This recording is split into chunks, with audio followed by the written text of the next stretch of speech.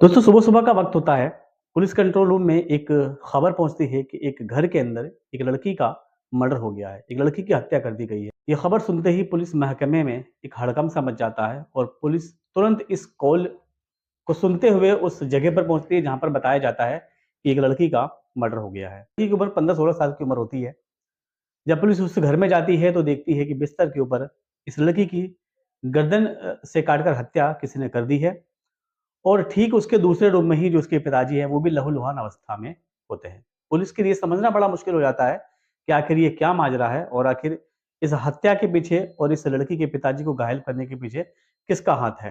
दोस्तों पुलिस इस बात की खोजबीन में लग जाती है, लड़की की मर्डर की मिस्ट्री की हिस्ट्री को सुलझाने में लग जाती है। इस मिस्ट्री को सुलझाते हुए एक ऐसे तथ्य के ऊपर पहुंचती है जिसको सुनकर हर कोई दंग रह जाता है कि आखिर आखिर कोई शख्स ऐसा कैसे कर सकता है। दोस्तों ज्यादा बात न करते हुए चलिए इस कहानी की करते हैं शुरुआत। आज की ये दुख भरी कहानी है उत्तर प्रदेश के कुशीनगर की, जहां पर पुलिस को खबर दी जाती है कि एक घर के अंदर एक लड़की का मर्डर हो गया।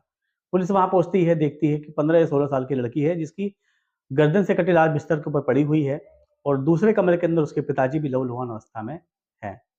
बहरहाल इस लाश को पीएम के लिए भेज दिया जाता है और इसके पिताजी को उपचार के लिए भेज दिया जाता है। जब इसके पिताजी से पूछताछ की जाती है, पिताजी बताते ये है कि कल रात में कुछ बदमाश मेरे घर में आए थे और उन बदमाशों ने मेरी बेटी की हत्या कर दी और हत्या करने के बाद वो लोग मेरी तरफ आए, मुझे भी लहूलुहान करने की कोशिश करने लगे, लेकिन मैं किसी तरह अपनी जान बचाकर यहाँ से भाग जाता हूँ। उस लड़की के पिताजी के मुझसे सुनी हुई स्टेटमेंट पुलिस वाले को थोड़ा-सा शक करने की तरफ मजबूर कर देती है। पुलिस सारे तथ्यों की जाँच-पड़ताल करती है, लेकिन कहीं से कहीं कुछ सुराग नहीं मिल पा रहा था। पुलिस का ध्यान अब टोटल इसके पिताजी यानी जिस लड़की का मर्डर हो जाता है, उसी लड़की के पिताजी के ऊपर अब पुलिस वालों का शक चला जाता है।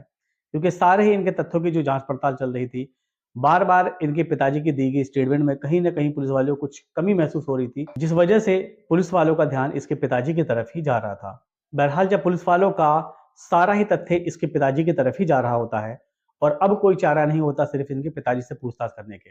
पुलिस इसके पिताजी को उठाती है और तुरंत उसको थाने में लेकर जाती है। थाने में ले जाने के बाद ये बहुत आनाकानी करता है कि मैं अपनी बेटी के साथ में ऐसा नहीं कर सकता, मेरी जिगर का टुकड़ा है। लेकिन जब पुलिस वाले इससे सख्ती से पूछताछ करते हैं, तो ये बाप जो इस लड़की का बाप होता है, जिस लड़की की मर्डर हो चुका होता है, ये ऐसी बात को बताता है जिसको सुनकर हर कोई ये कहता है कि ये काम तो कोई एक कलयुगी पिता ही कर सकता है। दोस्तों ये बताता है कि मेरे पड़ोसियों से जमीन विवाद को लेकर मेरा कुछ मामला चल रहा होता है और अपने पड़ोसियों को फंसाने के लिए ही मैंने अपने इस बेटी की हत्या करी है।